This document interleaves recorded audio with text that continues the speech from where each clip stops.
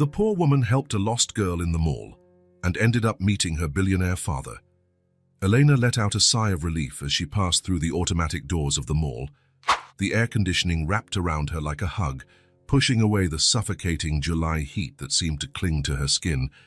Her legs still ached from the double shift at the Red Cup diner, but today finally was her day off.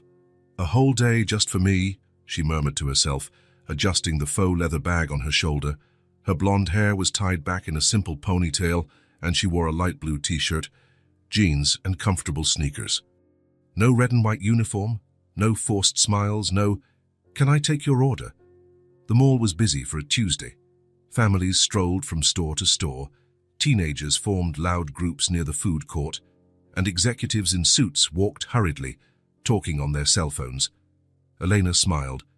There was something comforting about being in the middle of a crowd and, at the same time, completely alone. Her eyes scanned the storefronts.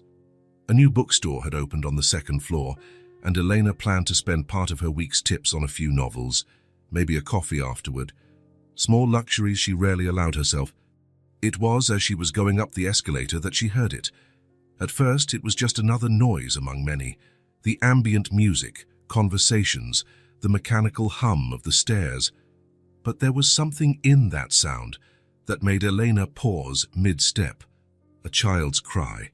It wasn't a cry of a tantrum or tiredness. It was the kind of cry Elena recognized well from her own childhood, the cry of someone who is lost. Elena looked around, trying to locate the source of the sound. Near a decorative fountain, a small figure caught her eye. A little girl, no more than 5 years old, was sitting on the edge of the fountain, her small shoulders trembling with each sob. Her blonde hair fell in messy curls across her face, and her eyes, Elena couldn't yet see the color, were red and swollen. In an instant, Elena forgot about the bookstore, the books, the coffee. She went back down the escalator and walked toward the girl. As she got closer, she noticed the brown teddy bear the child was clutching against her chest, as if it were her last friend in the world. "Hi," Elena said softly, stopping a few feet away so as not to startle the little one. "Are you okay?" The girl looked up, revealing crystal blue eyes now clouded with tears. Her face was red and damp, and she sniffled between sobs. I can't find my daddy," she managed to say between short breaths. Elena felt a pang in her chest. She quickly looked around, searching for a security guard or a mall employee, but no one was nearby. She slowly knelt until she was at the girl's level. "My name is Elena."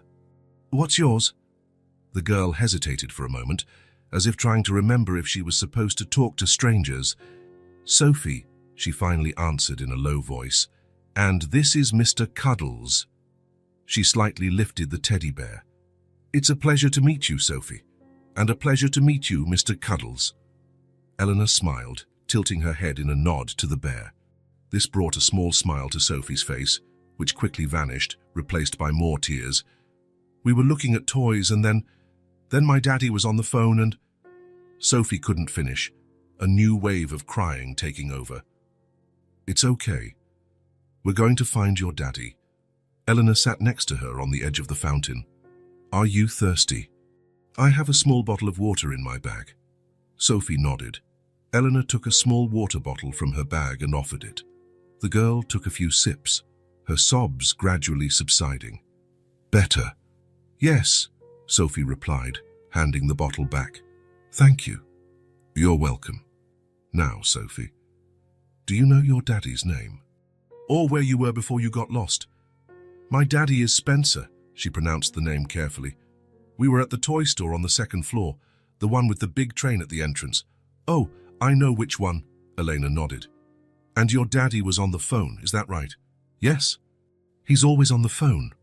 There was a note of sadness in that simple sentence that made Elena's throat tighten. "He told me to look at the teddy bears, but then I saw a stuffed puppy on the other side and went there. And when I came back, I couldn't find him anymore." Eleanor put an arm around the girl's shoulders, feeling her tremble slightly. "And you decided to look for him?" Sophie nodded. "I thought I could find him by myself. I'm a big girl now, I'm 5. She held up her hand, showing 5 little fingers. "But then I didn't know where I was anymore." 5 years old is very big. Elena smiled, trying to convey confidence. But even big people need help sometimes. Look, here's what we'll do. I'll take you to a mall security guard and he'll help find your daddy. How does that sound? Sophie hugged her bear tighter. Will you stay with me? Something in the girl's gaze, fear, trust, hope, touched Elena deeply. In her job at the diner, she saw hundreds of faces every day, smiled at strangers, overheard fragments of other people's lives. But something about Sophie was different. Maybe it was the genuine vulnerability, or maybe it was just the protective instinct Elena always had. Yes, I'll stay with you until we find your dad, I promise. Sophie held out her little finger. Pinky promise? Elena linked her pinky with Sophie's. Pinky promise. At that moment, the girl seemed to relax a little. Her shoulders dropped, and she even allowed a small smile to appear at the corner of her lips. Mr. Cuddles is hungry, Sophie said suddenly, looking at her bear. He always gets hungry when he's scared. Elena pretended to consider the matter seriously. I see. And what does Mr. Cuddles like to eat when he's scared? Chocolate ice cream, Sophie replied promptly, a sparkle appearing in her blue eyes, with sprinkles. Elena couldn't help but laugh. Well, we'll have to ask your dad if Mr. Cuddles can have ice cream after we find him. But first, let's go find some help. She stood up and held out her hand. Sophie hesitated for a moment before placing her small hand in Eleanor's. The trust in that small gesture made Elena feel an even stronger wave of protectiveness. They began walking toward the information desk, which Elena had seen near the main entrance. Sophie's hand was warm and damp in hers, and the girl walked in silence, occasionally sniffling. Do you have kids? Sophie asked suddenly, looking up at her. The question caught Elena by surprise. No, I don't. Why not? The direct sincerity of children always surprised Elena. She thought for a moment, trying to find a simple answer to a complicated question. I guess I haven't found the right person to start a family with yet, she finally answered, but I like kids very much. Sophie seemed satisfied with the answer. My mommy went to heaven when I was a baby, she said with disconcerting naturalness. Daddy says she was beautiful and that I look like her. Eleanor's heart ached. I'm sure you do. You're a very beautiful little girl. Daddy has a picture of her on his desk. She smiles just like you. Before Elena could respond, a shout cut through the mall's chatter. Sophie! Sophie! The male voice was thick with panic. Sophie immediately let go of Elena's hand and turned toward the sound. Daddy! She screamed and started running. Elena saw a tall man making his way through the passers-by. He wore an impeccable dark suit, but his neat appearance contrasted with the look of desperation on his face. When he saw Sophie running toward him, the transformation was instantaneous, as if an invisible weight had been lifted from his shoulders. He knelt, opening his arms, and Sophie threw herself into them. The man hugged her tightly, closing his eyes for a moment, and Elena could see the relief wash over his body like a wave. Where were you? I was so worried, he said, pulling back just enough to look at his daughter's face. I told you to stay close, Sophie. I'm sorry, Daddy, Sophie mumbled, the tears returning. I saw a stuffed puppy. Don't do that again, understand? His voice was firm but not harsh. It was the tone of someone who had just experienced the worst fear a parent can feel. I thought... He couldn't finish the sentence. Instead, he hugged Sophie again, lifting her into his arms. It was only then that he noticed Elena standing a few feet away.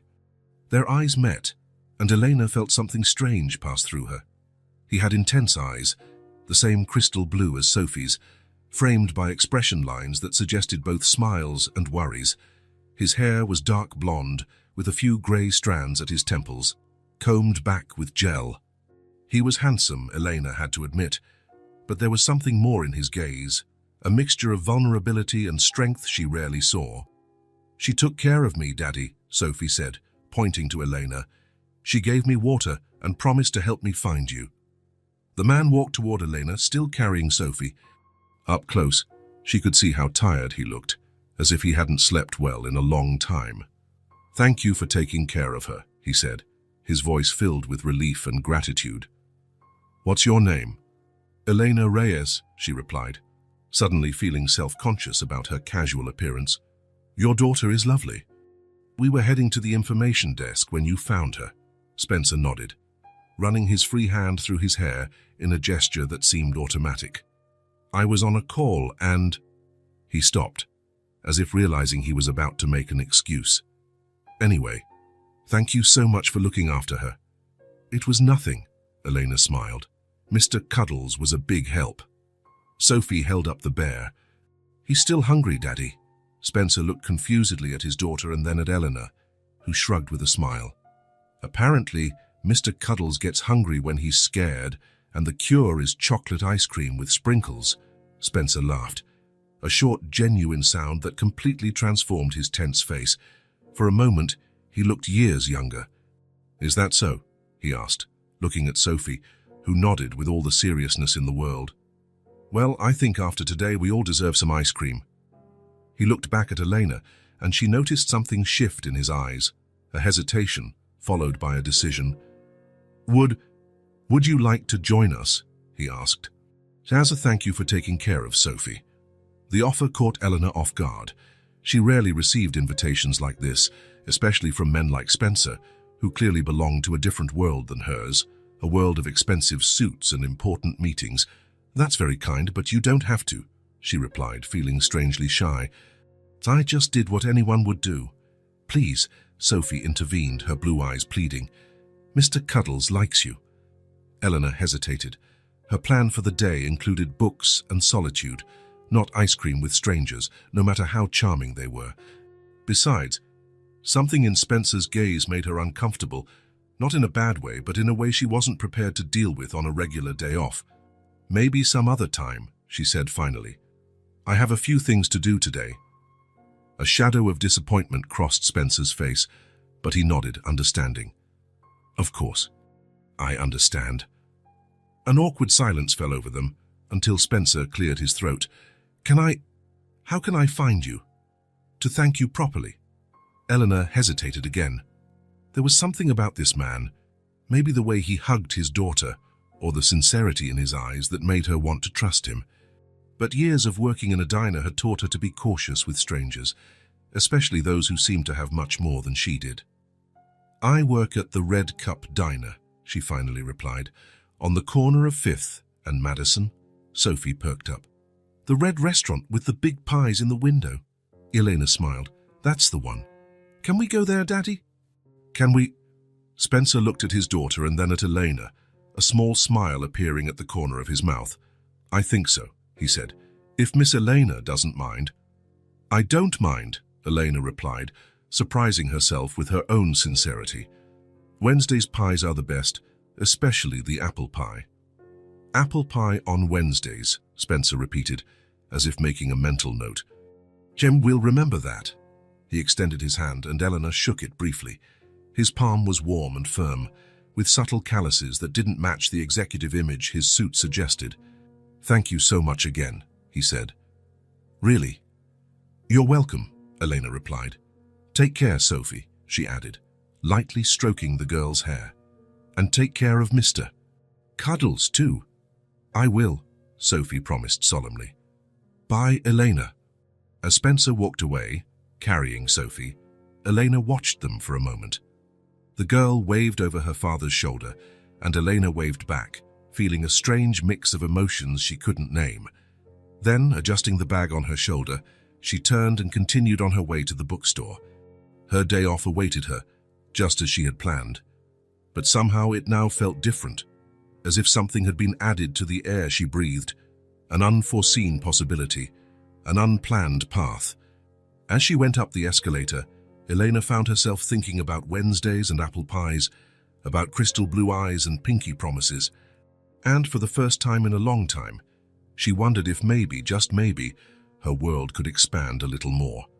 The BMW glided silently through the city streets.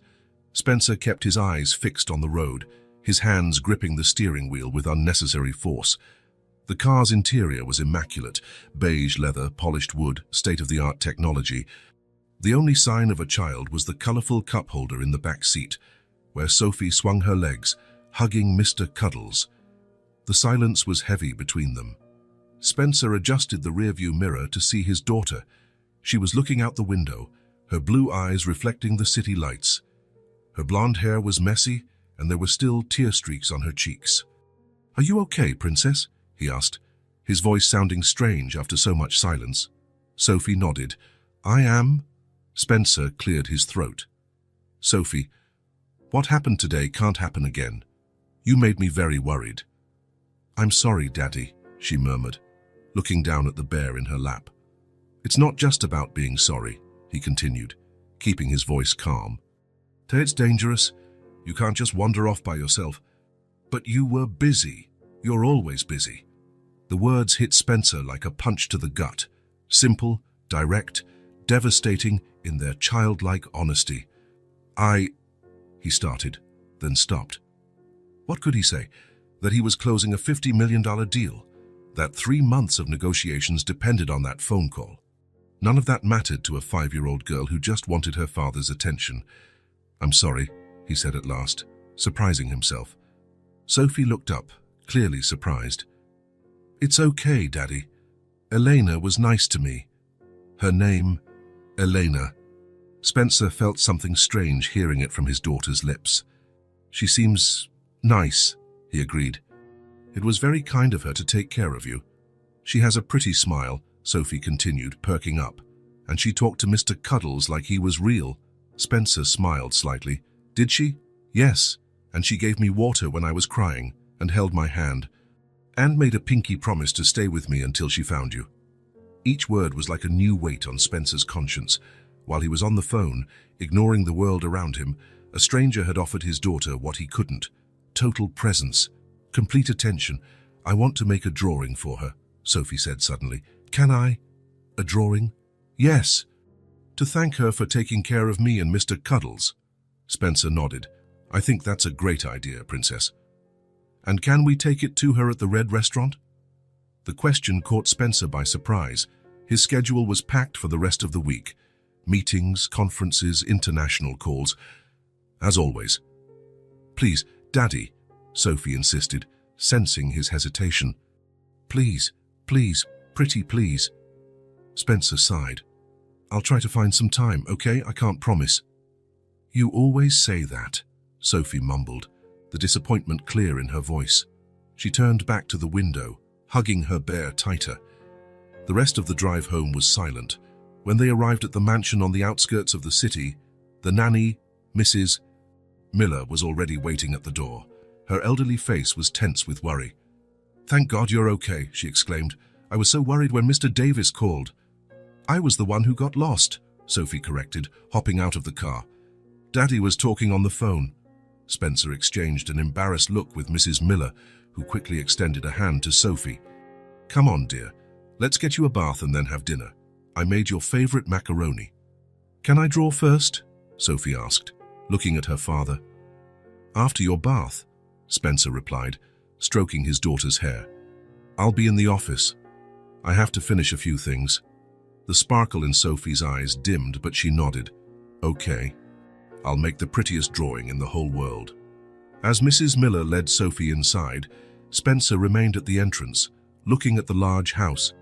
It was spacious, elegant, with expensive furniture and artwork selected by a professional decorator, perfect in every detail.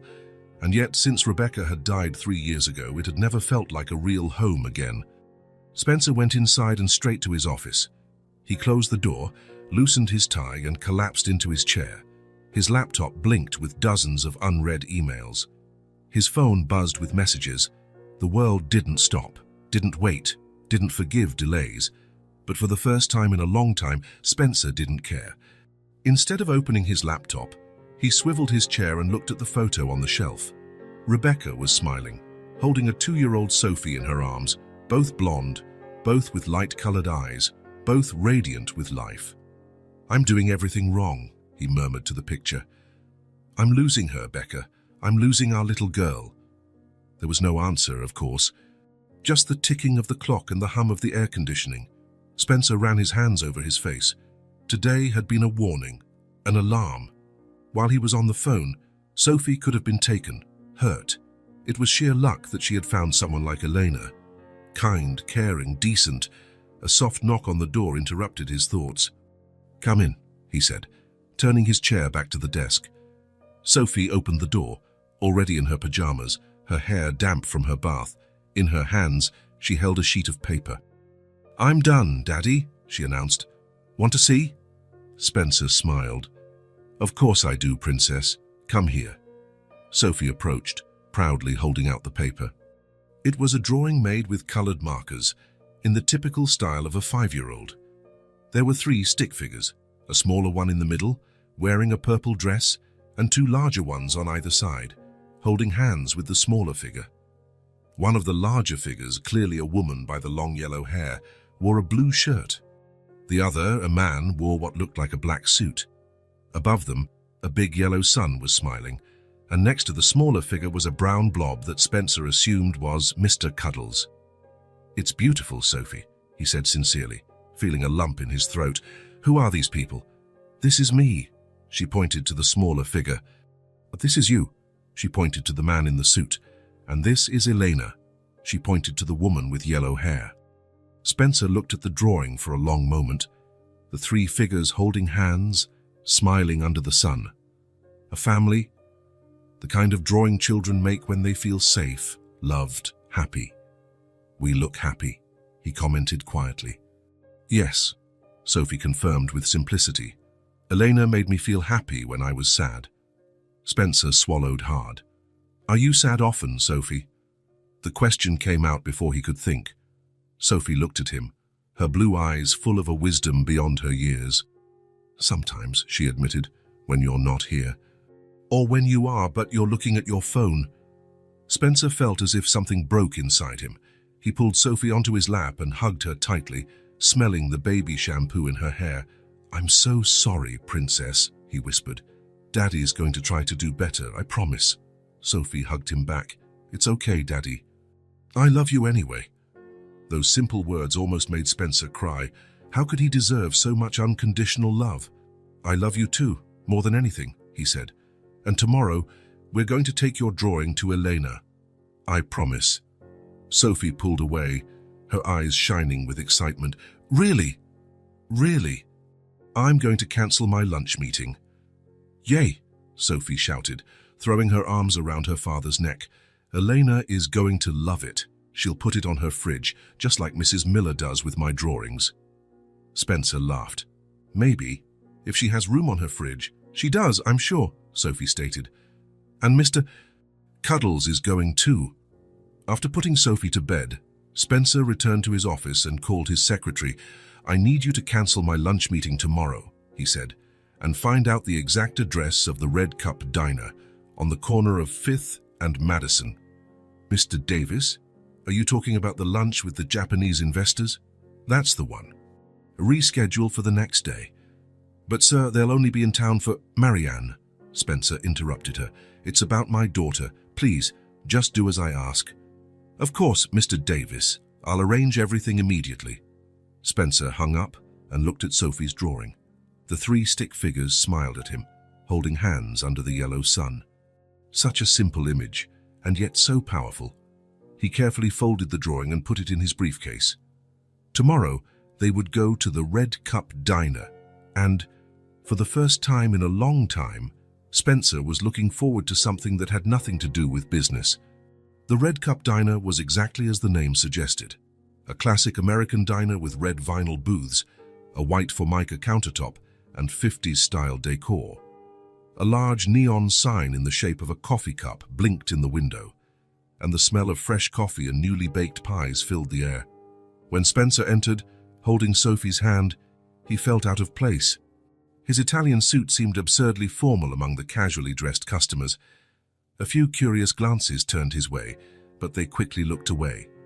"Daddy, look, it has a spinning stool," Sophie exclaimed, pointing to the counter. "I see that," Spencer smiled, "but we need to find Elena first." The diner was moderately full for lunchtime. Waitresses in red and white uniforms moved between the tables, carrying plates and taking orders. It was Sophie who saw her first. "There, Daddy, that's her." Spencer followed his daughter's gaze and saw Elena coming out of the kitchen with a tray full of plates. She looked different in the diner uniform, but just as beautiful. Her blonde hair was pulled back in a low bun, and she moved with efficiency between the tables, smiling at the customers. Sophie let go of her father's hand and ran toward her before Spencer could stop her. "Elena! Elena!" Elena turned at the sound of her name, momentarily confused. When she saw Sophie, her eyes widened in surprise, and a genuine smile lit up her face. "Sophie, hello," she said, bending down to place the tray on an empty table and receive the girl's hug. "What a wonderful surprise." "We made a drawing for you," Sophie announced, bouncing with excitement. "And Mr. Cuddles came to see you too." Only then did Spencer notice that Sophie had brought the bear hidden under her little jacket. "Is that so?" Eleanor smiled, looking at the bear seriously. "Hello, Mr. Cuddles. I hope you're less scared today," Sophie laughed. "He's very happy to see you." Spencer approached, feeling strangely nervous. "I hope we're not interrupting your work." Eleanor looked up at him, blushing slightly. "Not at all. It's a pleasure to see you both." She looked around. "I just need to finish delivering these orders. You can sit at that table over there if you'd like to wait a bit." "Of course," Spencer nodded. "No rush." He guided Sophie to the indicated table. The girl was bouncing in her seat, unable to contain her excitement. "She was happy to see me, Daddy. Did you see?" "I saw, Princess," Spencer smiled. "And you brought Mr. Cuddles." "Of course. He really wanted to see Elena again." Spencer watched Elena as she finished serving the customers. There was a natural grace in her movements, a kindness in the way she interacted with people. When she smiled, she did it with her whole face, her eyes genuinely participating. After a few minutes, Elena approached their table, now without the tray and with a small notepad in her hand. "Welcome to the Red Cup Diner," she said with a smile that mixed professional formality and personal joy. "What can I get for you today?" "Elena!" Sophie exclaimed, jumping from her chair and pulling a folded paper from her pocket. "I made this for you." She held out the drawing, her eyes shining with expectation. Elena took the paper carefully, as if it were something precious, and unfolded it. Upon seeing the contents, her expression softened, and Spencer noticed her eyes became moist. "She insisted," he explained, feeling a strange lump in his throat. "She spent all night talking about how she wanted to thank you." Elena looked at the drawing for a long moment, gently running her finger over the stick figures. "This is the most beautiful thing anyone has ever made for me," she finally said, her voice a little choked up. She crouched down to Sophie's level. "Thank you so much, Sophie. I'll keep it forever." "Will you put it on your fridge?" Sophie asked hopefully. Elena laughed, discreetly wiping away a tear. "I will. Right in the center of the fridge, where everyone can see it." Sophie let out a little squeal of joy and hugged Elena again. Spencer watched the scene, feeling an emotion he couldn't name. There was something in the way Eleanor treated his daughter, with respect, kindness, and genuine attention, that touched him deeply. When Elena stood up, her eyes met Spencer's. In that brief moment, something passed between them, a silent understanding, a connection that went beyond words. And Spencer knew, with a certainty he hadn't felt since Rebecca died, that he wanted to get to know this woman better. 2 days later, the sky was already dark when Spencer pushed open the door of the Red Cup Diner. The bell above the entrance jingled, announcing his arrival.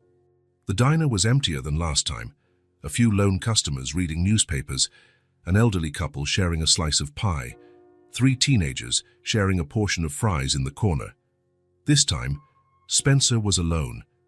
He wasn't wearing a suit, but he still looked out of place with his expensive button-down shirt and a watch that cost more than any employee's monthly salary.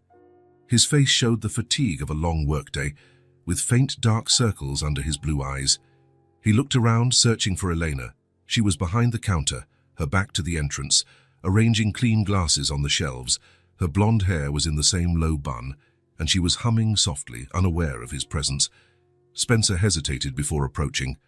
He hadn't planned to come back so soon, or maybe he had, but he didn't want to admit it to himself. The truth was, the image of Elena hadn't left his mind since they left the diner 2 days ago. The way she had treated Sophie, The genuine emotion when she received the drawing, the kindness in her eyes. He sat on a stool at the counter, placing his leather briefcase beside him. Eleanor turned at the sound of the movement, and for a moment her eyes widened in surprise. "Mr. Davis," she said, and then smiled. "I didn't expect to see you again so soon." "Spencer," he corrected, feeling strangely formal. "Please, call me Spencer." Elena nodded, picking up a laminated menu. "Spencer, did Sophie not come with you today?" "No, she's at home with the nanny. I had a long day at the office." He waved the menu away. "Just a coffee, please, black." Elena put the menu back and turned to get the thermal coffee pot.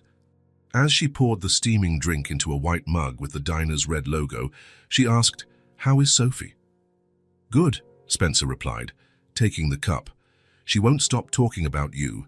The drawing you gave her is on her bedroom wall now." Elena smiled, surprised. "I gave her a drawing?" "Yes." "I don't know if you remember, but before we left, you took a napkin and drew Mr. Cuddles wearing a crown." Spencer smiled at the memory.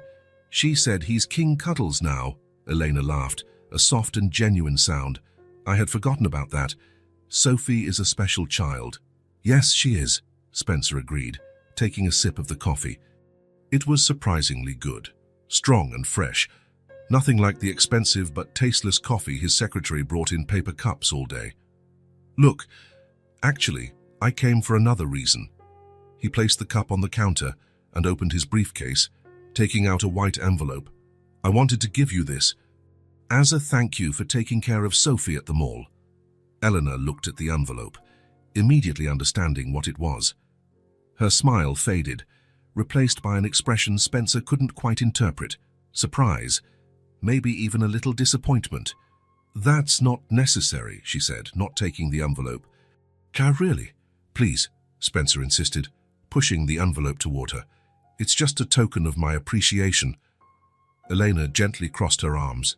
"I did what was right, what any decent person would do. I don't need a reward for that." Something in the quiet firmness with which she refused the money made Spencer feel small, almost ashamed. He put the envelope back in his briefcase, feeling his face grow warm. "I'm sorry," he murmured. "I didn't mean to offend." Eleanor's expression softened. "You didn't. It's just, that's not why I helped Sophie." She picked up a cloth and started wiping the already clean counter, just to have something to do with her hands. "How are you doing?" "After the scare, I mean." The question caught Spencer by surprise. No one asked him how he was, not really. They asked about business, about results, about the next big deal, but not about him, Spencer, the man, the father. "It's been hard," he admitted, and the honesty of his own answer surprised him. "I keep thinking about what could have happened. If she had run into the wrong person, or if she had gone toward the mall exit." He couldn't finish the sentence. The lump in his throat was too big. "But it didn't happen," Elena said gently, stopping her cleaning to look him in the eyes. "She's safe. And you learned something important." "What?" "That sometimes the most important things are the ones right in front of you, not the ones on your phone." Spencer looked at her, surprised by her frankness. He wasn't used to people being so direct with him. In his world, everyone agreed, flattered, said what they thought he wanted to hear. "So aren't you always this honest?" he asked with a half-smile. Elena shrugged, a light blush coloring her cheeks. "Sorry, I didn't mean to be nosy." No. I like it. It's refreshing." A moment of silence settled between them. Not exactly uncomfortable, but filled with something indefinable. Eleanor went back to arranging glasses, and Spencer watched the movement of her hands, agile, careful, with short, unpolished nails. "How do you do it?" he asked suddenly. "How do I do what? How do you know what to say to a crying child? How did you know exactly what Sophie needed in that moment?" Elena paused what she was doing, thoughtful. "I can't explain it. Maybe because I remember what it's like to be a kid and be scared, or maybe because I had to grow up taking care of my younger siblings when my mom got sick." "You have siblings?" "Two. Lucas is in college now, on a full scholarship, and Maria just started high school." Pride was evident in her voice. Spencer realized he knew almost nothing about her, while she seemed to read him like an open book. "You seem close," he commented. "We are. We always have been. We had to be." She smiled, but there was a shadow of sadness in her eyes. "What about you? Do you have siblings?" "An older brother. He lives in Europe, manages the company's branch there. We don't see each other much." Eleanor nodded, as if that explained something about Spencer she already suspected. "So Sophie is an only child?" "Yes." "That must be hard for her." "How so?" Eleanor hesitated, as if choosing her words carefully. "Kids need connection, to feel like they belong to something bigger than themselves. When they don't have siblings, that connection has to come from the parents." Spencer felt the weight of those words. Was he failing at this too? How many times a week did he spend quality time with Sophie? Real time, without distractions, without a phone, without thinking about work. As if reading his thoughts, Eleanor continued, "She needs time with you, just you. Not with a nanny, not with a screen, just presence." The simplicity of those words hit Spencer with surprising force. Presence. It was something he rarely offered, to anyone, really. His mind was always somewhere else, on the next problem, the next solution, the next deal. "It's not that simple," he said, more to himself than to Elena. "Actually, it's exactly that simple," she replied sweetly, with no judgment in her voice. "It might not be easy, but it's simple. Kids don't need expensive toys or extravagant trips. They need to feel seen, heard, loved not for what they might become, but for who they already are." Spencer looked at her, really looked, and wondered how someone who seemed so young could be so wise. There was a calmness about her, an acceptance of life that he, with all his money and power, had never achieved. "How do you know so much about this?" he asked. Eleanor gave a small, sad smile. "Son, I learned the hard way. My mom worked 3 jobs to support us. We hardly ever saw her. She did the best she could, but we always felt her absence, even when she was physically present." Spencer looked down at his coffee cup, now almost empty. He thought of Sophie waiting for him every night, asking Mrs. Miller what time her daddy would be home. He thought of the times he had promised to be at her school performances and cancelled at the last minute. "I'm not judging," Elena added quickly. "I know it's hard. You're a widower. You have a company to run. You're doing the best you can." "No," Spencer shook his head. "You're right. I could do more. I should do more." A thoughtful silence fell between them. Spencer finished his coffee, and Elena didn't rush to refill it, respecting his moment of introspection. "Sophie asked to go to the park on Saturday," he said finally. "She's been asking for months. I always say I'm busy." "And are you?" "I'm always busy," he replied with a sigh. "But maybe this time I don't have to be." Elena smiled, and it was as if the sun had entered the diner even though it was night outside.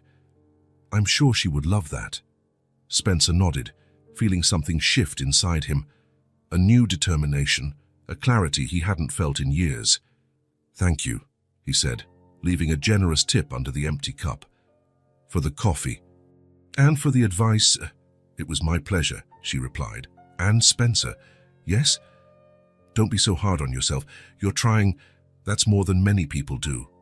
As he walked back to his car, Spencer thought about Elena's words. Presence. So simple and so difficult at the same time. But maybe, just maybe, he could start to change, one day at a time. Starting with a Saturday at the park with his daughter. "Are you sure about this, Mr. Davis?" The voice of Marianne, his secretary, sounded genuinely confused over the phone. "The meeting with the Chinese investors has been scheduled for months. Mr. Chen came all the way from Shanghai to cancel it," Spencer repeated, his voice firmer than usual, but not rude. "Or rather, ask Jim to fill in for me. He knows the numbers as well as I do." "But sir—" "Marianne," Spencer interrupted gently, "I'm taking the day off to be with my daughter. It's the first time in— I don't even remember when. Please." There was a brief silence on the other end of the line, followed by a sigh of surrender. "Of course, Mr. Davis. I'll rearrange your schedule. I wish you and Sophie a wonderful day." "Thank you, Marianne." Spencer hung up the phone and stared at it for a moment. Then, making a decision, he opened his nightstand drawer and put it inside. Today would be a day without calls, without emails, without urgent meetings, a day just for Sophie. It was only 7 in the morning when he gently knocked on his daughter's bedroom door. Normally, at this hour, he would already be in the car on his way to the office after giving a quick kiss to Sophie's forehead while she was still asleep. "Sophie, are you awake, princess?" He opened the door slowly. The room was dim, with only the soft light from the star-shaped nightlight. Sophie was sitting up in bed, already dressed, her blonde hair disheveled, hugging Mr. Cuddles. Her blue eyes widened in surprise when she saw her father. "Daddy, you didn't go to work?" The simple question made Spencer feel a pang of guilt. It was so unusual for him to be home at this hour that his own daughter found it strange. "No, princess, I'm not going to work today." He sat on the edge of the bed. "Today is a special day, a day just for us." Sophie looked at him suspiciously, as if afraid it was some kind of joke. "Really? For real?" Spencer held out his pinky finger. "Pinky promise?" Sophie's face lit up as she linked her small finger with her father's. "What are we going to do?" "Whatever you want. I was thinking we could start with pancakes for breakfast. Then we can go to the park." "The big park? With the duck pond?" "That's the one." Sophie jumped out of bed with a leap, almost knocking her father over. "Yay!" "Can I bring bread for the ducks? Mrs. Miller said they like bread." Spencer laughed. "Of course you can. Now come on, let's go make those pancakes." In the spacious and modern kitchen, which he rarely used, Spencer found himself in a mess of flour, eggs, and milk. He was not a skilled cook. Since Rebecca's death, the food at home was prepared by Mrs. Miller or delivered from expensive restaurants, but today was different. "I think we put in too much flour," he said, looking at the thick batter in the bowl. Sophie, sitting on a high stool with flour on her nose and cheeks, shook her head seriously. "Elena said the batter has to be thin like a blanket." Spencer raised an eyebrow, surprised. "Eleanor taught you how to make pancakes?" Sophie nodded excitedly. "Yes, the other day when we went there again after you left. She let me help make pancakes for the customers." "Did she?" Spencer didn't know Sophie had returned to the diner. Mrs. Miller had probably taken her during an outing. "And what else did Elena teach you?" "She said the secret to pancakes is to put a little bit of love in the batter." Sophie stuck her finger in the bowl and stirred. "There, now it has love," Spencer laughed, feeling a strange warmth in his chest. "Well, in that case, they're going to be delicious." Surprisingly, the pancakes turned out well, not perfect, some burnt at the edges, others a bit raw in the middle. But Sophie declared them the best pancakes in the whole wide world, and that was all that mattered. After breakfast, they got ready to leave. The day was perfect. Blue sky, bright sun, pleasant temperature. Spencer grabbed a bag and filled it with water bottles, some snacks, a blanket to sit on the grass, and the bread for the ducks that Sophie had insisted on bringing. "Don't forget Mr. Cuddles," Sophie yelled, running down the hallway with the bear. "Never," Spencer promised, holding the door open. In the car, Sophie chattered non-stop about what they would do at the park, her eyes shining with excitement. Spencer wondered when was the last time he had seen her so animated. He realized with sadness that he didn't know the answer.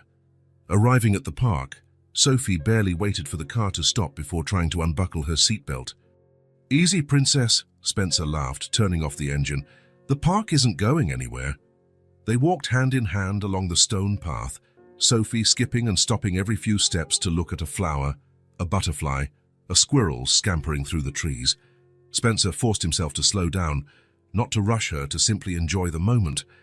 It was harder than it seemed. Years of timed meetings and tight deadlines had programmed his brain to always seek efficiency. "Look, Daddy. Look at that huge tree. Wow, it really is giant. Can we climb it?" Spencer hesitated. His first instinct was to say no, it was dangerous. She could get hurt, her clothes would get dirty. But then he remembered Elena's words. "She needs time with you, just you, not with a nanny, not with a screen. Just presence. You know what? Let's do it. I'll help you up." Sophie's expression was one of pure surprise, followed by a joy so intense that Spencer felt his eyes sting. When had it become so rare for him to say yes to her small wishes? He lifted her to the first branch, holding her firmly as she balanced herself. Then he climbed up too, sitting next to her. They didn't go very high. Spencer was still cautious, but high enough for Sophie to feel the thrill of accomplishment. "We're so high," she exclaimed, looking around. "Daddy, do you think the birds can see our house from here?" Spencer smiled. "Maybe the ones that fly really high. And Elena's house, can we see it too?" I don't know where Elena lives, Princess. She lives in a small apartment near the diner. She told me." Again, Spencer was surprised by how much Sophie knew about Elena.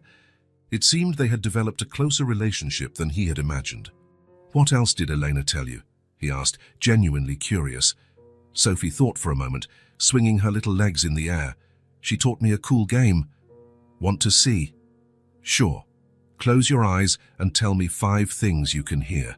Spencer frowned, confused, but obeyed. He closed his eyes and concentrated. The wind in the leaves. Birds singing. Children playing in the distance. Water. Must be the lake, and you're breathing. "Very good," Sophie applauded. "Now, 5 things you can feel without looking." Spencer smiled, understanding the game. "The branch under me, the wind on my face, the sun warming my arms, my shirt against my skin, and—" He reached out and held Sophie's hand, your little hand in mine. Sophie laughed, delighted. "This game is cool because it makes us pay attention to things. Elena said grown-ups forget to do that." "Elena is right," Spencer admitted, opening his eyes and looking at his daughter, really looking at her, observing the details of her face, the sparkle in her eyes, the smile that revealed the gap from the baby teeth that were starting to fall out. "We forget to pay attention to the important things." They spent hours at the park. They fed the ducks, though an employee kindly informed them that seeds were better than bread, had a picnic on the grass, played frisbee. Spencer was surprisingly bad at it, and Sophie convinced her dad to play tag, making him run more than he had in years. As the sun began to set, painting the sky in orange hues, they were sitting on a bench near the playground, eating ice cream. Sophie had chocolate dripping down her chin, and Spencer didn't even bother to wipe it. Not today. "Daddy!" she called, licking the plastic spoon. "Yes, Princess. Today was the best day." 4 simple words, but they hit Spencer like a lightning bolt. The best day, not a good day, not a nice day, the best day, and all he had done was be present. No expensive gifts, no extravagant trips, nothing but his complete attention. "For me too, Sophie," he replied, his throat tightening. "For me too, it was the best day." Sophie snuggled up beside him, resting her head on his arm. "Can we do it again?" "Of course, we can." "Promise." Spencer looked at his daughter, so small, so confident that her father would keep his word. How many promises had he already broken? How many later Princess had turned into never? "Sign I promise," he said, with a conviction he hadn't felt in a long time. "Every Saturday will be our day, just ours." On the way back home, Sophie fell asleep in the back seat, exhausted from the day's adventures. Spencer watched her in the rearview mirror, his heart overflowing with love and, yes, regret. He had missed so many precious moments, so many possible best days. But today had been a start, and thanks to a kind-eyed waitress who had the courage to tell him the truth he needed to hear, Spencer now knew he could still make up for lost time.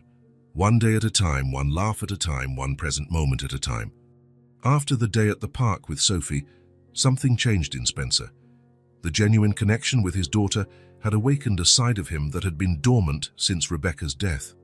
The following week, he reorganized his schedule, delegated projects, and came home earlier. Sophie's face would light up every time he showed up for dinner. And then there was Elena. Spencer found himself thinking about her at the most unexpected times, during meetings, in traffic, before falling asleep.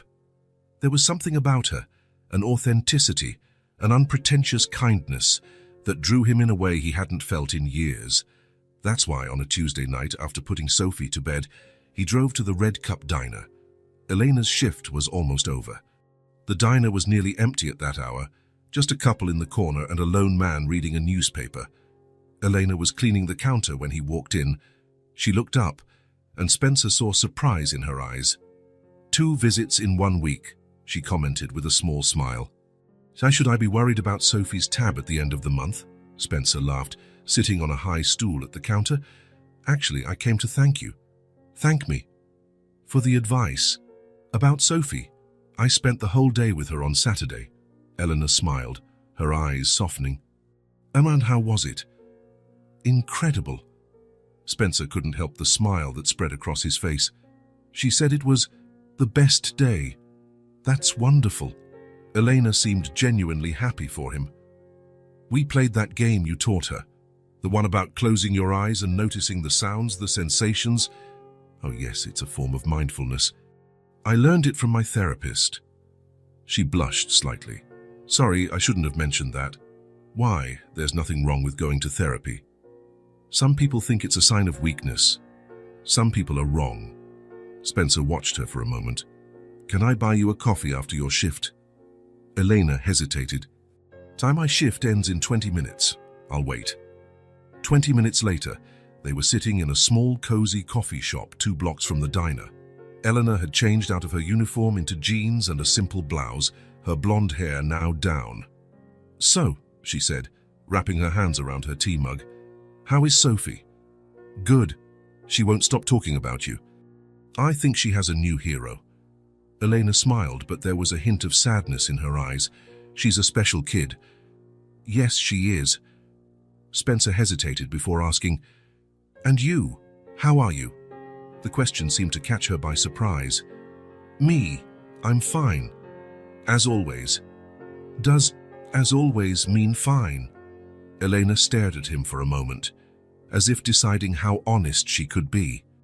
Not always, but today, yes, I'm fine. They sat in silence for a few moments, sipping their drinks. There was a tension in the air, not necessarily unpleasant, but charged with expectation. Do you remember our first conversation at the diner? Spencer finally asked. You mentioned your mother, said she worked 3 jobs. Eleanor nodded. Yes. After my father left us, she had to support 3 kids on her own. She worked as a cleaner in the morning, a saleswoman in the afternoon, and sometimes a waitress at night, like me. That must have been hard. It was. But she was strong. She is strong. Elena looked out the window. She's still fighting. She was diagnosed with cancer 2 years ago. That's why I started therapy, to deal with everything. Spencer felt a wave of admiration for this woman who spoke of her pain without drama, with a quiet dignity. I'm sorry about your mom, he said sincerely. How is she now? In remission, thank God, but the treatment was expensive. We're still paying off the bills. Spencer felt an urge to offer financial help but held back. He had already learned that Elena wouldn't easily accept that kind of assistance. And you? She asked, shifting the focus of the conversation. Sophie told me about your wife. I'm so sorry. Spencer swallowed hard. It was rare to talk about Rebecca. The people around him avoided the subject. Rebecca, he said, the name sounding strange on his lips. It's been 3 years. Cancer, too. Ironically, it was fast. We found out too late. Sophie was very little. 2 years old. Sometimes I wonder if she really remembers her mother, or if she just recognizes the photos. Eleanor reached out and briefly touched his hand, a gesture of solidarity that lasted only a second, but that Spencer felt as a warmth spreading through his body. Is that why you buried yourself in work? She asked gently. The question was direct, but there was no judgment in it. Spencer thought for a moment. Partly, it was easier to deal with numbers, contracts, deadlines than with feelings. He paused. And partly because it's what I've always done. Work always came first. Rebecca used to complain about it. She said I lived on autopilot. And now? Now I realize she was right. And that I'm doing the same thing with Sophie. He gave a sad smile. It took a stranger finding me at the mall to give me a reality check. Eleanor smiled. It wasn't exactly a slap.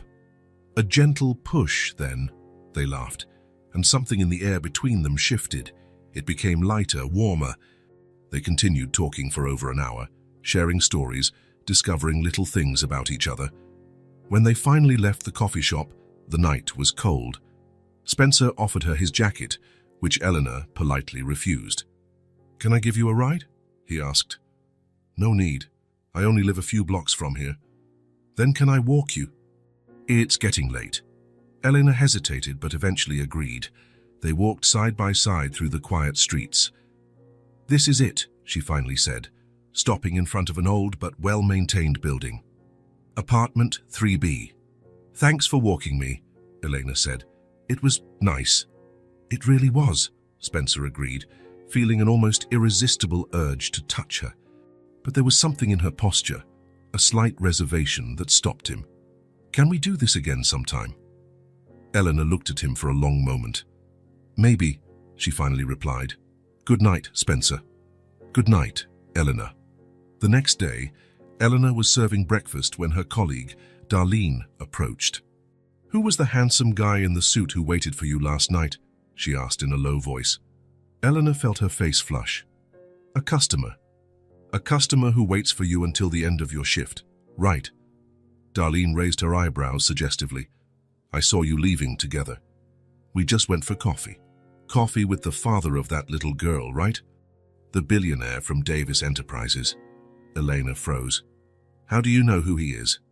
Darlene shrugged. Everyone in this city knows who Spencer Davis is. The guy's on the business pages all the time. She looked at Elena with concern. Be careful, honey. Rich men don't stick with people like us. They play on have fun and then go back to their world. It's not like that, Elena protested, feeling a discomfort grow in her chest. He's just a customer whose daughter I helped once. If you say so, Darlene patted her shoulder. I just don't want to see you get hurt. I've seen this movie before. It never ends well for the waitress. Elena wanted to protest more, to say that Spencer was different, that he wasn't the stereotype of the rich, arrogant executive. But Darlene's words had touched on an insecurity she didn't even know she had. In the days that followed, Elena found herself waiting for Spencer to show up at the diner. Every time the door's bell jingled, she would look up hopefully, only to feel a pang of disappointment when it was just another customer. One day turned into 2, then 3, then a whole week. There was no sign of Spencer or Sophie. Elena got angry with herself for missing them, for missing him. She had been foolish to believe that the connection she felt was anything more than fleeting gratitude. Rich men don't stick with people like us, Darlene's words echoed in her mind, mixing with her own insecurities. It was true, wasn't it? What could she offer someone like Spencer? He lived in a world of private jets, board meetings, and vacation homes. She could barely pay the rent on her small apartment and help with her mother's medical bills. On the 10th day with no news, Elena had come to terms with it. That's why, when the bell jingled at 9:43 a.m. and Spencer walked into the restaurant, she almost dropped the tray she was carrying. He looked the same as always, impeccably dressed, hair combed back, that aura of confidence that only money and power can bestow. But there was something different in his eyes when he saw her. Something vulnerable. Good morning, he said, sitting at an empty table by the window. Could you bring me a coffee, please? The formality hurt more than Elena expected. She nodded professionally and went to get the coffee, trying to calm her racing heart. When she returned, she placed the cup on the table without looking directly at him. Anything else? Elena, Spencer said softly, can we talk when you have a moment? She finally faced him. I'm working. I know. I'm sorry. I can wait. There was sincerity in his voice, and Elena felt her resolve waver. Part of her wanted to sit down and hear what he had to say. Another part, the part that had been hurt so many times before, wanted to protect her heart. My break is in 20 minutes, she said finally. 20 minutes later, Elena sat down at his table, still wearing her uniform apron. The restaurant was relatively empty, and Darlene had shot her a warning glance as she headed to Spencer's table. How are you? He asked. Fine, she answered automatically. And you? And Sophie? We're fine. Sophie asks about you. He paused. I've missed you too. The words hung between them, loaded with unsaid meanings. Elena felt her heart race, but Darlene's words and her own insecurities were stronger. Why did you disappear? She asked, unable to completely hide the hurt in her voice. Spencer seemed surprised by the directness of the question. I had to travel for business, Shanghai. It was unexpected. For 10 days. Yes, I'm sorry, I should have let you know, or something. He ran a hand through his hair, a rare gesture of nervousness. I didn't think you'd notice I was gone. Elena looked down at her hands. Of course he wouldn't think that. Why would he? She was just the waitress who helped his daughter. Spencer, She took a deep breath, gathering her courage. I think it's better if we don't see each other anymore. The words came out harsher than she intended. She saw his expression change from surprise to confusion, then to something that looked like pain. Can I ask why? He finally said, his voice controlled. Elena wanted to say everything. That she was afraid of getting attached to someone who lived in such a different world.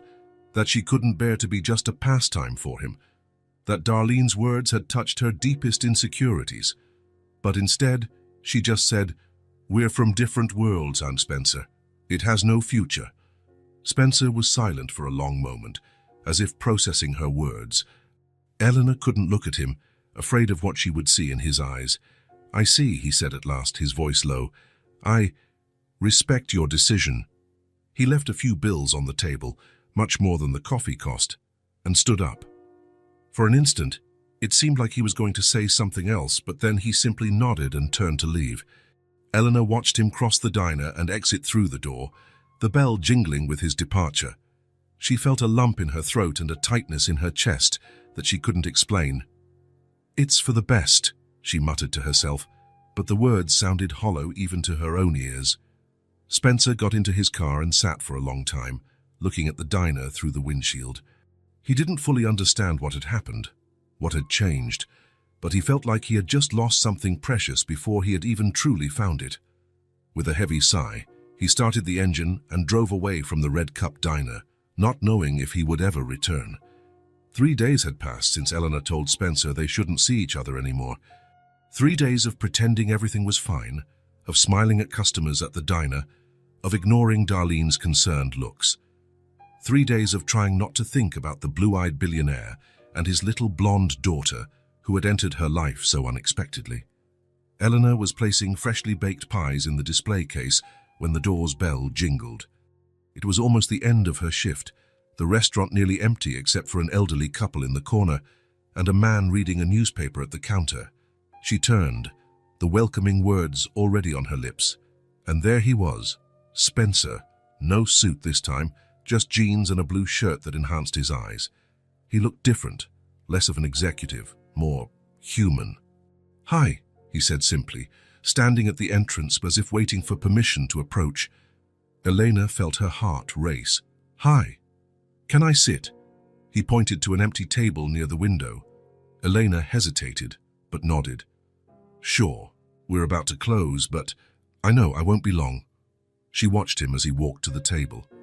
There was something different in his posture, a tension in his shoulders she hadn't noticed before. Spencer looked vulnerable. It wasn't a word she would associate with a man who ran a financial empire. Elena grabbed her notepad and approached, trying to maintain a professional demeanor. "What can I get you?" Spencer looked at her for a long moment before answering. "Nothing. I just need to talk to you." "Spencer, I already told you." "Please," he interrupted softly. 5 minutes. That's all I ask." There was a sincerity in his eyes that made Elena hesitate.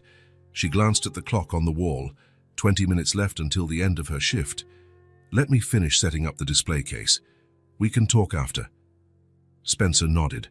"Thank you." Elena went back behind the counter, trying to control the tremor in her hands as she arranged the pies. Why had he come back? What else needed to be said? She had been clear. They didn't belong in the same world. A relationship between them was a fantasy, a story that wouldn't work out. "Are you okay?" Darlene whispered, appearing beside her. "The rich guy is back." "I'm fine. He just wants to talk." Darlene frowned.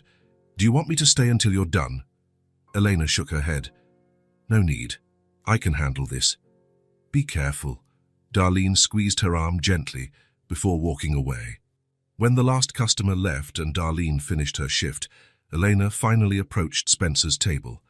She sat across from him, keeping her hands in her lap to hide how they were shaking. "Your 5 minutes," she said, trying to sound firmer than she felt. Spencer looked her directly in the eyes. "You've changed. Tell me what happened." The directness of the question caught her by surprise.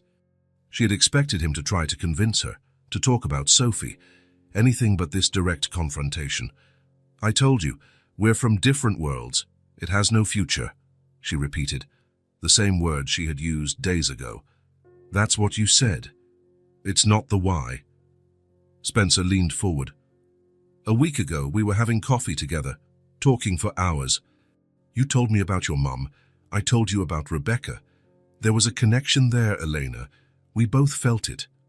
Elena looked away, unable to face the intensity in his eyes. "Connections aren't always enough. Was it something I did? Something I said?" "No." "Then what? Was it because I disappeared for 10 days? I should have told you." "I know, but I didn't know. I didn't think that I would notice," Eleanor completed, a hint of bitterness in her voice.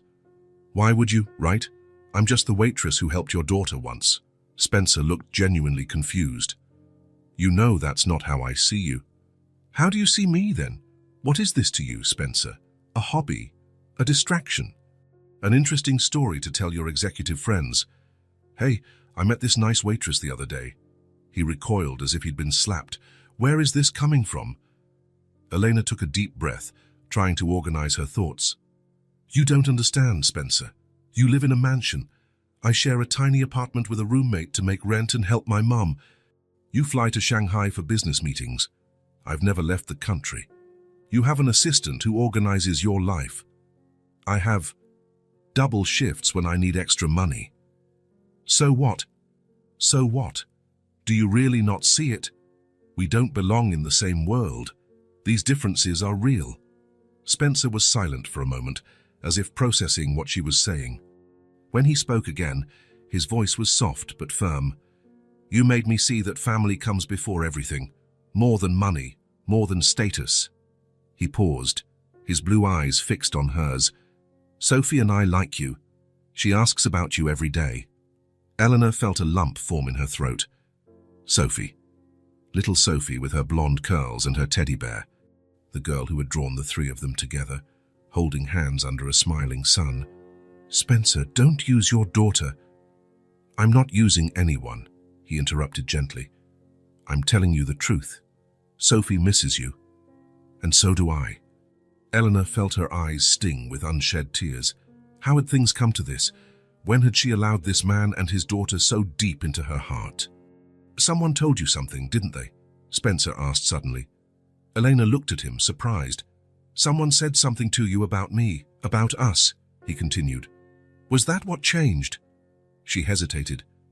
"Darlene, my colleague. She was just worried about me." "What did she say?" Elena looked away.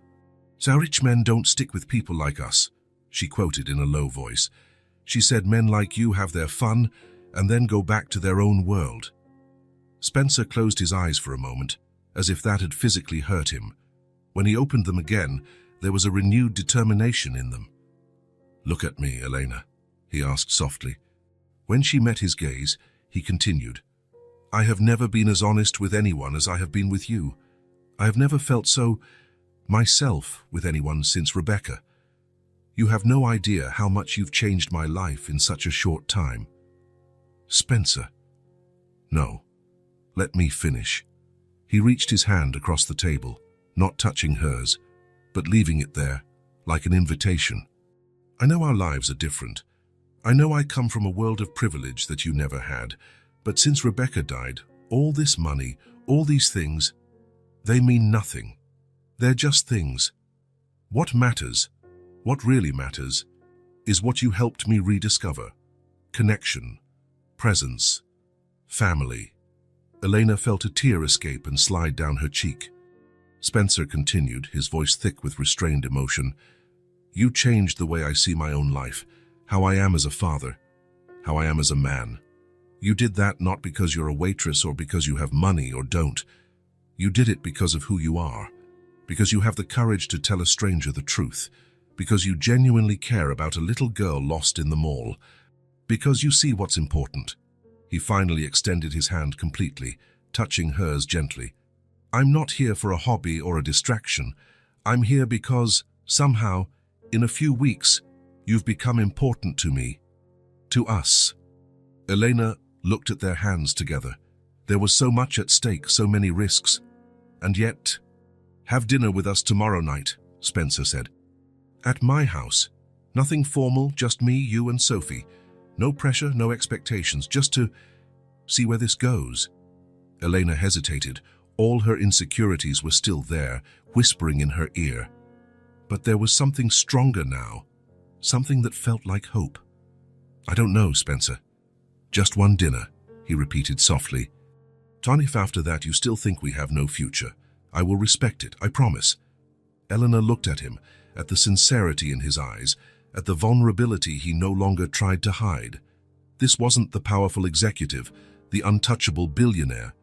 This was just a man, a father, asking for a chance. Okay, she said finally. One dinner. The smile that lit up Spencer's face made her heart leap. Can I pick you up at 6? I can get a cab. Please, let me pick you up. Eleanor nodded, surrendering. 6 o'clock? Then. When Spencer left the diner, Eleanor remained seated for a long time, trying to process what had happened. Was she making a mistake? Or for the first time in a long time, was she giving happiness a chance? At 6 o'clock the next evening, Eleanor was waiting in front of her building. She had changed her clothes 5 times before settling on a simple light blue dress, nothing too elaborate, but nice enough for dinner. Her blonde hair was down, falling in soft waves over her shoulders. When Spencer's car pulled up to the curb, she felt her heart race. He got out and walked over to her, a warm smile on his face. You look beautiful, he said simply. Thank you, she replied, feeling inexplicably shy. You look nice too. Spencer's house, or rather mansion, was exactly as Elena had imagined. Large, elegant, with a perfectly manicured garden and an imposing entrance. Still, there was something surprisingly welcoming about it. Maybe it was the warm lights in the windows, or Sophie's toys discreetly visible on the side lawn. It's not much, but it's home, Spencer joked, clearly trying to ease any discomfort she might feel. Eleanor smiled. Gus, it's a little bigger than my apartment. Just a little, he laughed. Before Spencer could open the door, it swung wide open. Sophie stood there, her blonde curls bouncing, clutching Mr. Cuddles to her chest. Her blue eyes widened with joy when she saw Elena. Elena, she shouted, running outside and throwing herself into the woman's arms. You came. You really came. The impact almost knocked Elena over, but she recovered in time, crouching to hug the little girl. Of course I came, Princess. I promised, didn't I? Sophie pulled back just enough to look her in the eyes. Mr. Cuddles missed you. I did too. I missed you too, sweetie. Sophie took her hand. So come on, come see what I made for you. Elena shot an amused look at Spencer, who just shrugged with a smile, as if to say, what can I do? She let herself be led into the house by the enthusiastic little girl. The dinner was surprisingly relaxed. Spencer had cooked, something he admitted he didn't do often but wanted to try for the special occasion. The pasta was a bit sticky and the sauce a little salty, but Eleanor didn't mind. There was a genuine joy at that table in the stories they shared, in Sophie's laughter. After dinner, while Sophie showed Elena her collection of books upstairs, Spencer cleaned up the kitchen, trying to control the nervousness he felt. When they both came down, Sophie was already in her pajamas, ready for bed. Will you read me a story, Elena, please? Sophie begged, looking at her with those impossible-to-resist eyes. If your daddy says it's okay, Elena replied, looking at Spencer. Of course, he smiled. So I'll be down here when you're done. Elena accompanied Sophie to her room and read Where the Wild Things Are twice in a row, until the little girl finally fell asleep, hugging Mr. Cuddles. For a moment, Elena just watched her sleep, feeling a wave of affection that surprised her with its intensity. When she came downstairs, she found Spencer in the living room, 2 glasses of red wine on the coffee table. Is she asleep? He asked. Like an angel. Spencer offered Elena a glass, which she accepted, and sat on the sofa next to him. For a moment, they were silent, just enjoying the quiet and each other's company. "Thank you for coming," Spencer said finally. "It meant a lot to both of us." Elena smiled. "It was a wonderful evening." "But no buts," she replied, surprising herself. "Just, it's all very new, very fast." Spencer nodded, understanding. "I know. And I don't want to rush anything. I just want the chance to find out if this can be something real." He looked at her with a vulnerability that moved Elena. This powerful man, who ran a gigantic company, who made decisions that affected thousands of people, was here, completely open, completely honest. "Will you be a part of our family?" he asked simply, without beating around the bush, without grand declarations. Just the truth. Elena felt her heart race. It was a huge question, loaded with meaning, possibilities, risks. But thinking of Sophie sleeping upstairs, looking at Spencer awaiting her answer with hope in his eyes, she felt a certainty she hadn't expected to feel. She smiled, a smile that spoke more than 1,000 words. A smile that said yes, that said I'm willing to try, that said maybe, just maybe, different worlds can meet and create something new, something beautiful, something real. And Spencer, seeing that smile, knew he had found his way back home. Autumn arrived, painting the garden trees in shades of gold and red. 3 months had passed since that night Elena had accepted, with a silent smile, to be part of Spencer and Sophie's family. 3 months of small changes that, added together, completely transformed their lives. At first, Elena only came on weekends. Then, she started spending a few nights during the week. Eventually, her clothes started appearing in Spencer's closet, her books on the living room shelves, her shampoo in the bathroom. The transition was so natural that no one could pinpoint the exact moment she stopped being a visitor and became part of the house, part of the family. On a Saturday morning, Spencer watched Elena and Sophie in the garden through the kitchen window. They were sitting on a plaid blanket, surrounded by colored pencils and paper. Sophie was drawing with concentration, her tongue peeking out the corner of her mouth in a gesture of absolute focus that always made Spencer smile. Eleanor was beside her, equally engrossed in her own drawing, her blonde hair carelessly tied up, a few rebellious strands framing her face. He made coffee and brought it out on a tray, along with some cookies Elena had baked the day before. "Snack time for the artists," he announced, sitting on the blanket with them. Sophie looked up, her blue eyes shining with excitement. "Look, Daddy, I'm drawing our family for the school mural." Spencer took the drawing she held out to him. It was the typical style of a nearly 6-year-old, simplified figures and vibrant colors, impossible proportions. But what caught his attention was the composition, 3 figures holding hands, smiling, under a big yellow sun. Now, however, there was something new, a house in the background with colorful flowers around it, and what appeared to be Mr. Cuddles sitting in a window. "It's beautiful, Princess," he said, feeling that familiar pressure in his chest, that emotion that still caught him by surprise sometimes.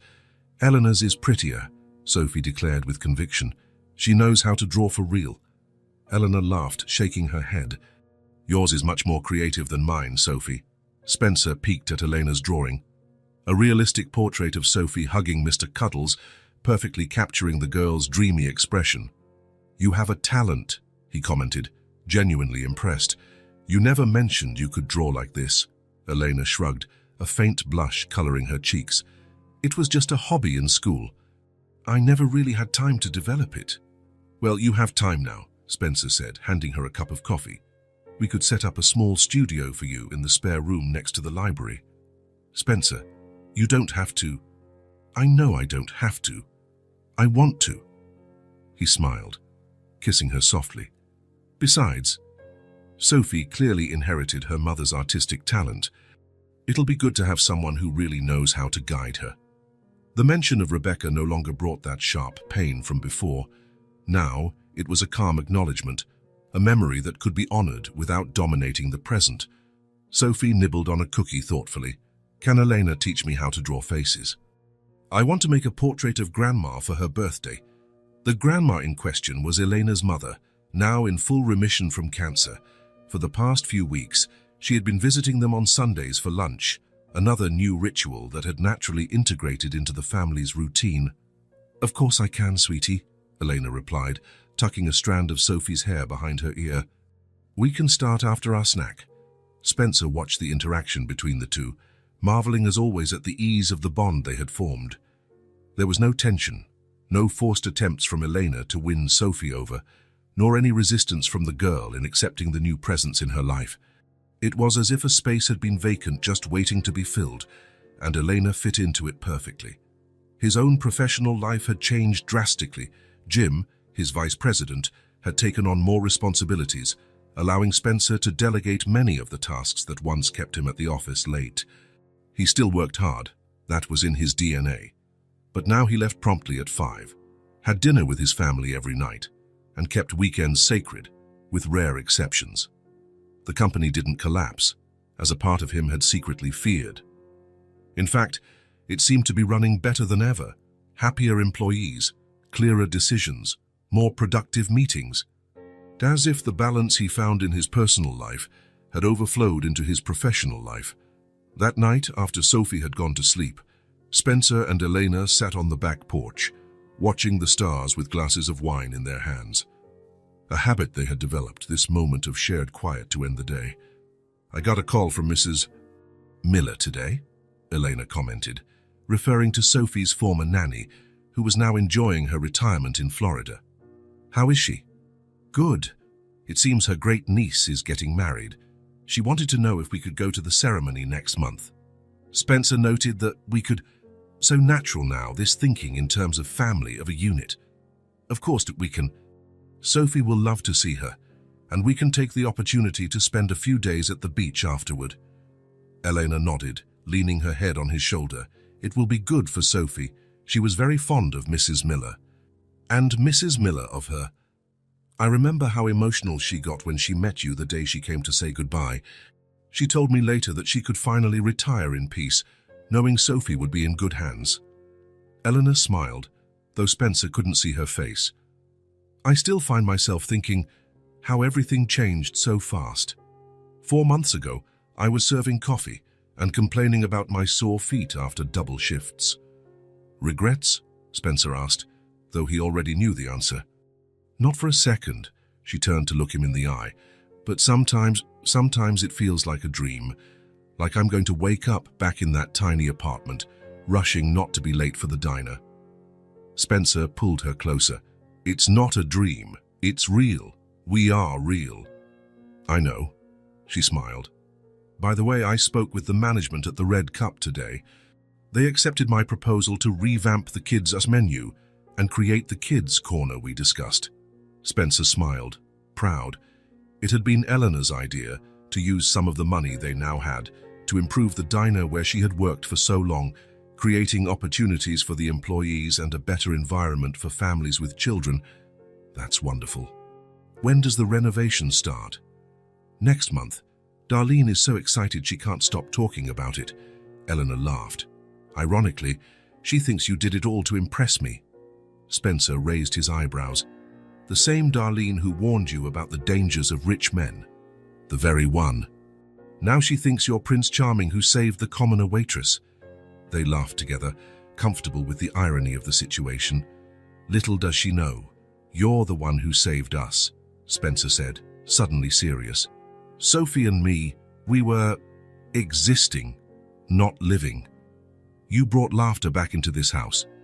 Elena touched his face gently. No words were needed. The following Sunday, the three of them were walking through the mall, the same one where it all began nearly 4 months ago. Sophie was between them, holding both of their hands, occasionally hopping with excitement as they passed the windows decorated for the approaching Christmas.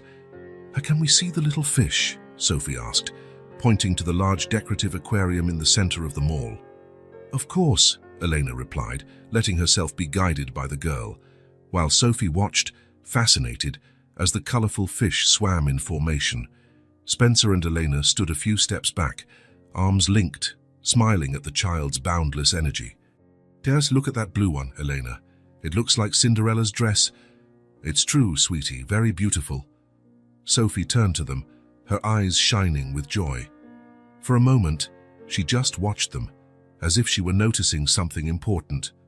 Then, with the breathtaking sincerity that only children possess, she said, "We're a family now, right?" The question, so simple and yet so profound, caught Elena by surprise. She crouched down to Sophie's level, holding her small hands. "Yes, we are, my love," she replied, feeling emotion tighten her throat. Sophie smiled, satisfied with the answer, and turned her attention back to the fish. Eleanor stood up, meeting Spencer's gaze, those blue eyes she now knew so well, which she could read like an open book. He was smiling, a smile that spoke of gratitude, of love, of fulfilled promises, and of a future that finally no longer seemed scary or empty.